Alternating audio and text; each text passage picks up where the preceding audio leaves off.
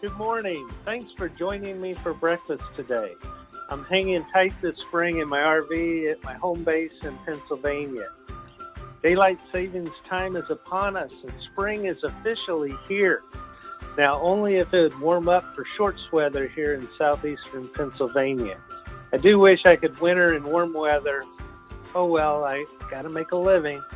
I did get a chance to have a campfire the other night, so good times are ahead. Sorry I've been slow on getting a new episode up, but I was working on an important project, and I have some exciting news. Drum roll, please. Just completed and up and active a new, improved, and more accessible website. Check it out. I added some information about me and my lifestyle and reorganized both seasons 1 and 2 to make it easier to find the recipe and the related episodes. You can now send me a question and a comment directly from the website. So send me your questions, and I always like to hear your comments and suggestions.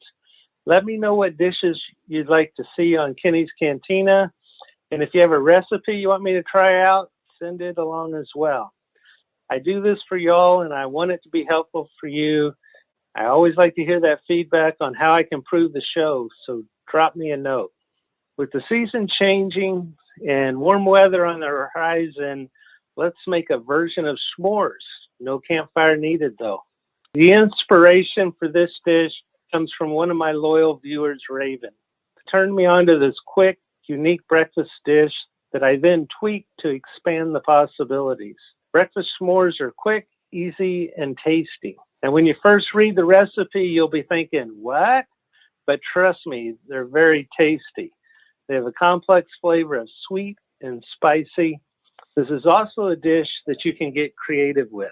Cooking time, 5 minutes. What I'm going through today serves 1. Don't store this. You just need to eat it right away. The ingredients for Raven's Original is 1 Wassa cracker. I use sourdough, but there's other ones available that you can use. Peanut butter. Now, be mindful, some people have peanut allergies, so check with whoever you're serving this for to make sure that they don't have issues with peanuts. Strawberry preserve, 1 egg, and a dash of Tabasco. Now, for preparing this is super easy. So I'm going to take a Wassa cracker and spread some peanut butter on it and get my strawberry preserves, spoon that some out. Spread that. Quick, easy prep. I had already turned on my pan over here, and I'm going to put an egg in it. And I like my eggs sunny side up for this dish. I'm going to cover this, and I found that covering the pan while that egg's cooking, it just kind of makes the yolk cook a little quicker, and I still keep that runny yolk on top. Let me take that off. And it's nice and sunny side up.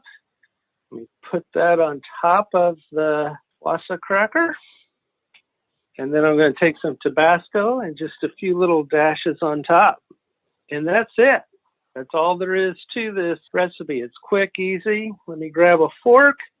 Let me take a bite. We're sticky. So this has a great combination of sweetness from the peanut butter and the spice. So yeah, you can taste that peanut butter and the strawberry, and then that warmth from the egg kind of melts the peanut butter some, and that dash of Tabasco just adds a little kick. It's a very unique combination. There's other variations that I worked on for this, and I'm going to run through those for you. Now these variations are all layered, same as we did for Raven's Original recipe with the peanut butter and strawberry. So I did a couple other sweet varieties.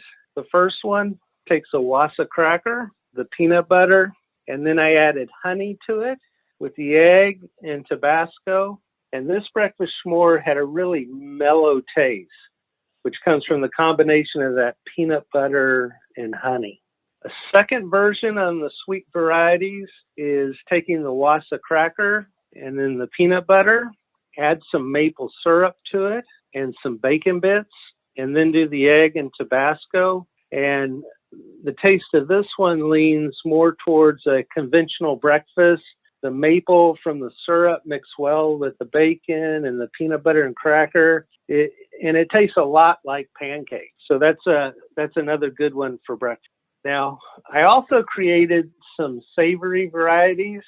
These are a little different. So I take the Wassa cracker and I put cream cheese on it, and then smashed avocados, some cherry tomato slices, and then add the egg. And then I took green salsa and put green salsa on top. So this breakfast s'more has a cool, fresh taste. The green salsa is not hot, but adds a lot of flavor to it. The second take on that one is doing the Wassa cracker, cream cheese, smashed avocado, bacon bit, egg, and the bacon in this one goes really well with that avocado and cream cheese. And then another variety, take the Wassa cracker, cream cheese, jalapeno jelly, egg, and green salsa.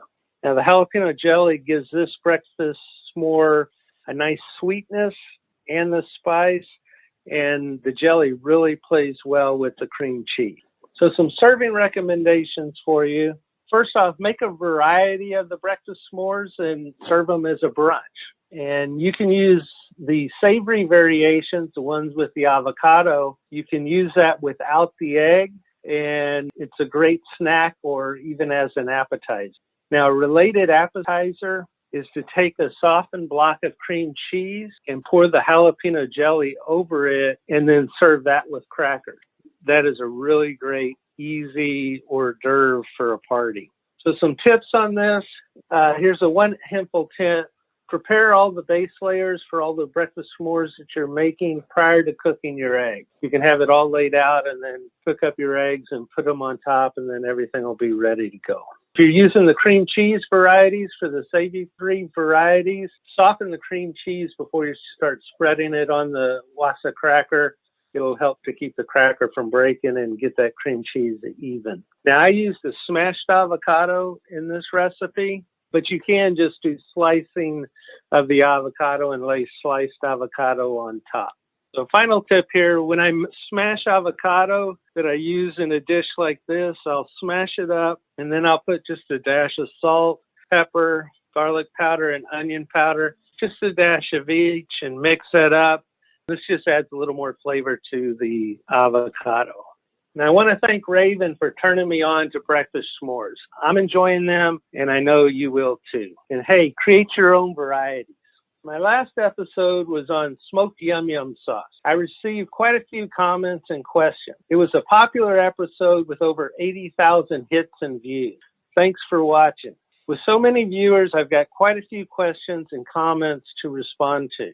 Some folks loved it, and some didn't. I'll address both. So thanks for the questions and comments, good or bad. They're all welcome. The first group of questions center around the various sauces found at a Japanese steakhouse and similar sauce.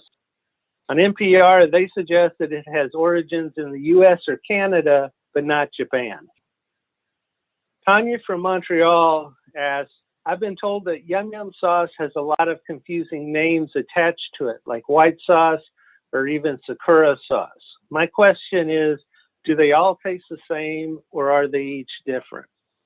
It's a good question, Tanya. In some Japanese steak houses, the yum yum sauce is known as a white sauce or a sakura sauce or even a shrimp sauce. The names are pretty much interchangeable, but the sauce at the basic is all the same. I like the way yum yum sounds, so I call it yum yum. Thanks for the question, Tanya.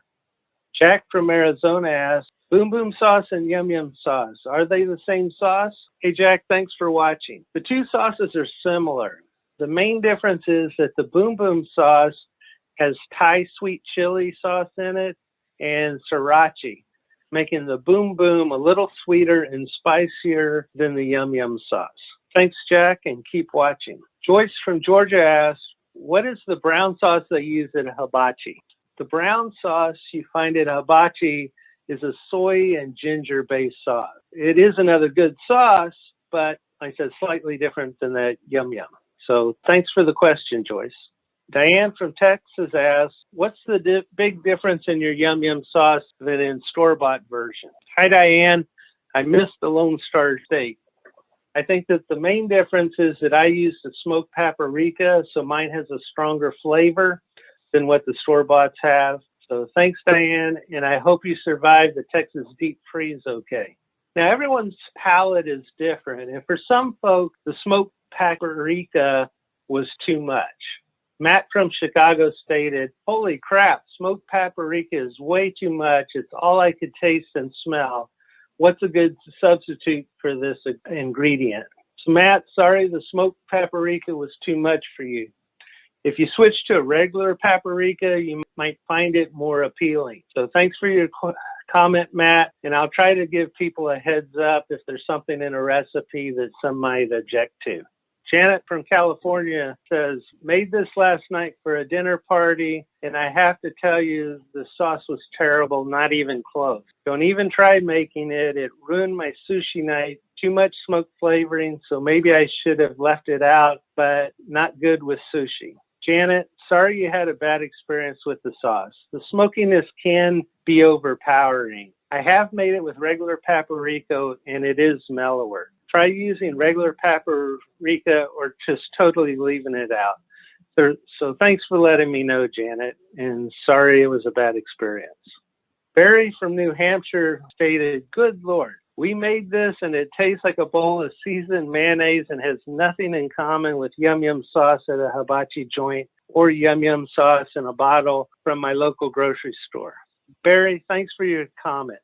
I think the key is to let it sit before serving. I said an hour in the recipe, but chilling longer helps to let the flavors blend and take away the dominance of the mayonnaise. Thanks again for your comment, Barry.